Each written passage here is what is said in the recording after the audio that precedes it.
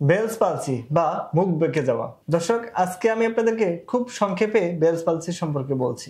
আমি doctor Arafat Hossain, physiotherapy চিকিৎসক and neuro rehabilitation expert. নিউরোফিটের পক্ষ থেকে আপনাদের সবাইকে জানাই শুভেচ্ছা অভিনন্দন। বেলস পালসিটা আসলে কি?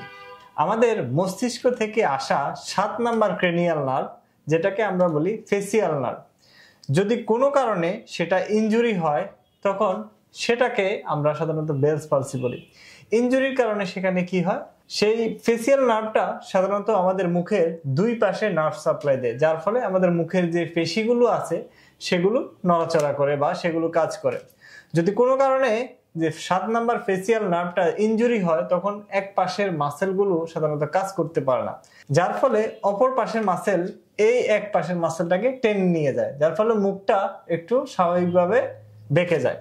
এই অবস্থাটাকে সাধারণত আমরা বেলস পালসি বলি। কিছু কমন ফ্যাক্টর আছে যেগুলোর কারণে বেলস পালসি হয়ে থাকে। তার মধ্যে 1 নম্বরে হচ্ছে ভাইরাল ইনফেকশন, 2 নম্বরে অতিরিক্ত ঠান্ডার কারণে, 3 নম্বরে হচ্ছে স্ট্রোকের কারণে, 4 নম্বরে হচ্ছে মুখে অস্ত্রোপচারের কারণে। এখন ভাইরাল ইনফেকশন বা অতিরিক্ত ঠান্ডা বা মুখে অস্ত্রোপচার, এই 3টি সমস্যাজনিত কারণে যদি আপনার বেলস পালসি হয়ে থাকে, অর্থাৎ আপনার ফেসিয়াল নার্ভ যদি ইনজুরি হয়ে থাকে, এগুলো থেকে কিউর হওয়ার পসিবিলিটি অনেকটা বেশি বা অতি অল্প সময়ে এগুলো থেকে কিউর হওয়া যায়।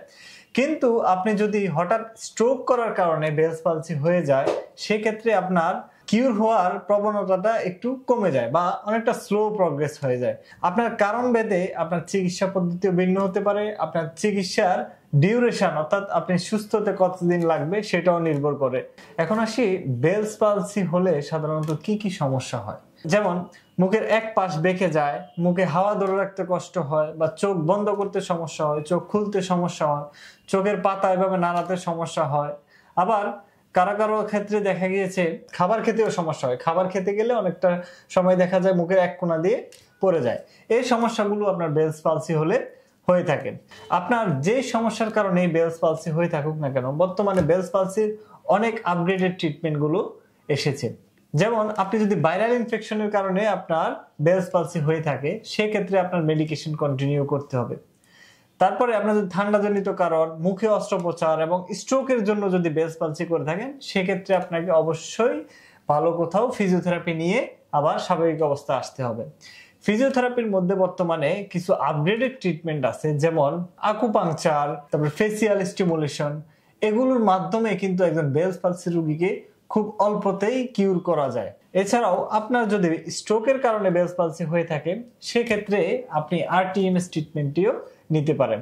অর্থাৎ আপনার সঠিক কারণ জেনে যদি আপনি চিকিৎসাটা করেন, সেক্ষেত্রে আপনার সুস্থ হওয়ার প্রবণতাটা অনেক গুণ বেড়ে যায়। দর্শক, আমি আজকে বেলস পালসির 2টি আধুনিক চিকিৎসা নিয়ে সংক্ষেপে আপনাদেরকে বলছি। যেমন আকুপাংচার। আকুপাংচারের মাধ্যমে সাধারণত বেলস পালসি রিলেটেড যেই মাসেলগুলো, মুখের যেই মাংসপেশিগুলো উইক হয়ে যায়, সেগুলোতে আকুপাংচার করলে সেখানে মাসেলগুলো স্টিমুলেশন পায়, মাসেলে থাকা নার্ভগুলো স্টিমুলেশন পায়, যার ফলে মাসেলটা আস্তে আস্তে অ্যাক্টিভ হয় এবং মাসেলটা আস্তে আস্তে ফাংশন করা শুরু করে। এছাড়াও স্ট্রোক রিলেটেড বেলস পালসির জন্য যে আরটিএমএস থেরাপিটা দেই, আরটিএমএস এর মাধ্যমে ব্রেনে একটা ম্যাগনেটিক স্টিমুলেশন যায়। ম্যাগনেটিক স্টিমুলেশন দিয়ে ব্রেনের যে নার্ভ সেলগুলো আছে সেগুলো অ্যাক্টিভেট করে, যার ফলে ব্রেনের মেটাবলিজম রেট বাড়ে, ব্রেনের নিউরোপ্লাস্টিসিটি বাড়ে, ওভারঅল ব্রেনের একটা ফাংশনাল ডেভেলপমেন্ট হয়, যার ফলে ব্রেনে যে ইনজুরিটা থাকে, ইনজুরির কারণে বেলস পালসিটা হয়ে আছে, সেটা ব্রেন থেকে কারেকশন হয়ে যায় এবং বিভিন্ন ম্যানুয়াল এক্সারসাইজ এবং আকুপাংচার ট্রিটমেন্টের মাধ্যমে বেলস পালসিটা খুব দ্রুত কিউর হয়ে যায়। দর্শক, বেলস পালসি নিয়ে আর নয় দুশ্চিন্তা, আর নয় হতাশা।